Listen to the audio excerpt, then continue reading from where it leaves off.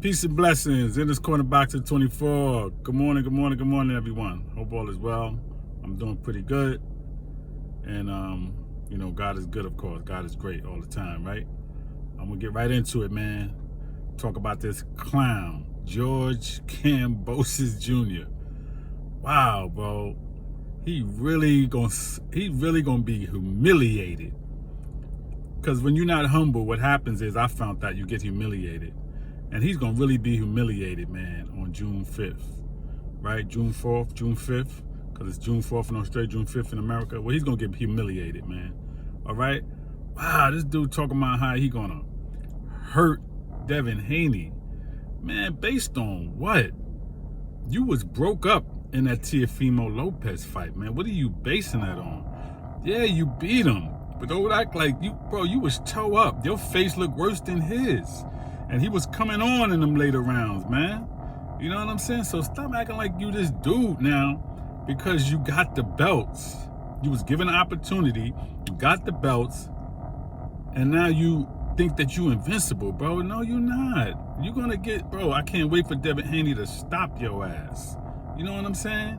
And stop the crazy, stupid capping that you doing, man, because you're doing too much, man. You're not built like that.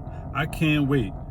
And then Devin Haney told him in the press conference, in the kickoff press conference, he said, you did not choose me. You had to fight me. That's what it's like with Devin Haney. Dudes don't really choose him. They get pushed into a corner and have to fight him. Same thing with Shakur Stevenson. Same thing with Jaron Enos. They're going to have to fight these dudes. But yeah, Devin Haney, man, George Kambosos, you wanted Lomachenko. Okay? And it didn't work out. So because Lomachenko didn't work out, you had to fight Devin Haney. That was that was what you should have did in the first place, and what you should have been made to do. But you ducking from that, and Bob Arum and Lou DiBella co-signed that. They worked together, and that's the fight that was trying to get you, man.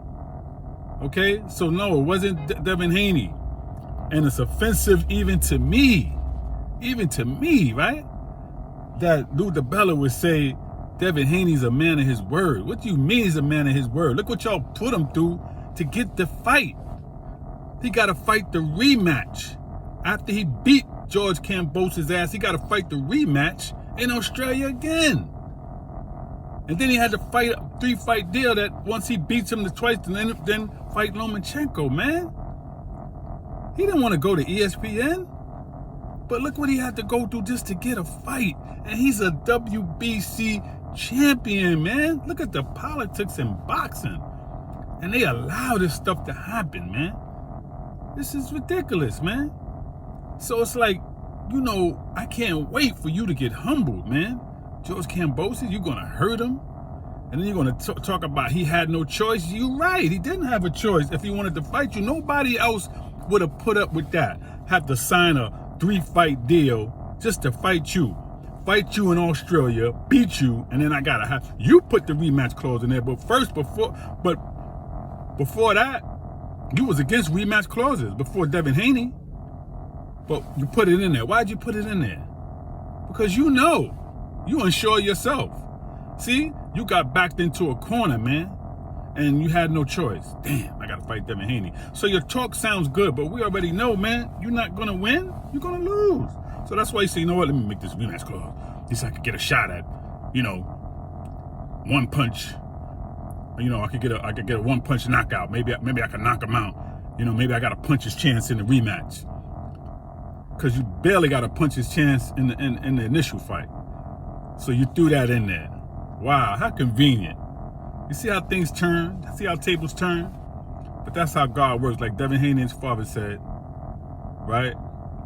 That's how God works. He made the opportunity. He opened it up for Lomachenko going over to the Ukraine. They was gonna give him a reprieve to take the fight, but then something else happened, and he didn't take the fight, and it opened back up the way for Devin Haney. You see what I'm saying? That's how.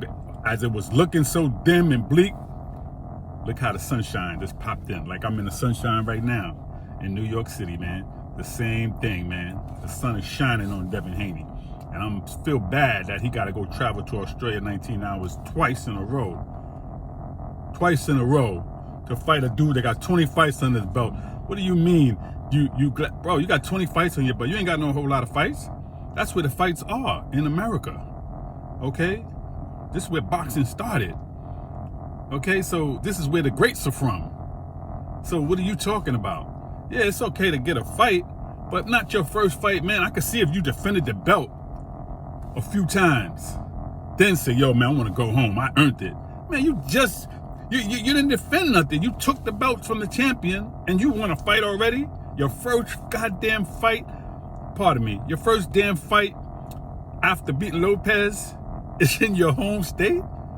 Wow, look at that. Look at the politics of boxing. I wonder if Devin Haney could get a fight in Staples Center or somewhere in LA where he's from, in Cali.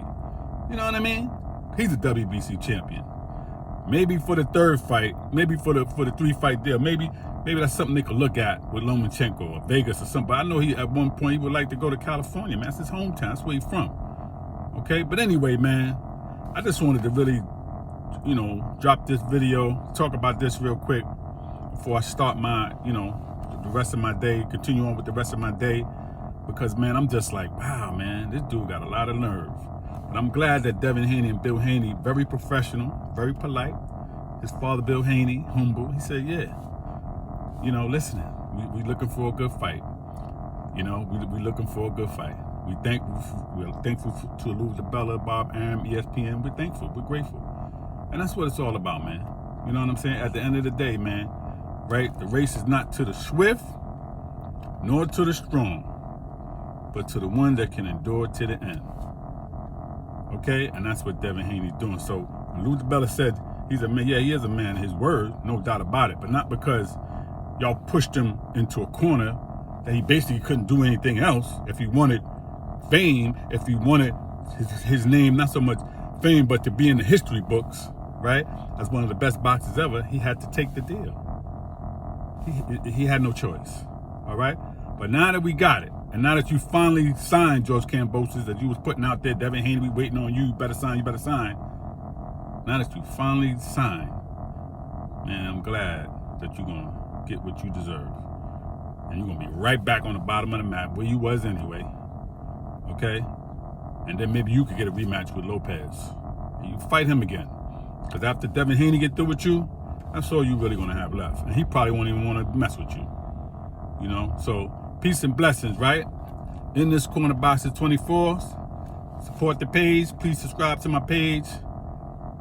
And I'll be on here maybe later or tomorrow with something. If you have any comments, hit me up. Let me know how you feel. Yay or nay. If you disagree, it's okay. As long as we just keep it respectful. All right? We can have difference of opinion, but let's agree on something, man. All right? Let's try to agree on something. But we can agree to disagree. It's all right. As long as we just keep it 100 and keep it respectful. All right? Peace and blessings in this corner, Boxer 24. Enjoy the rest of your day.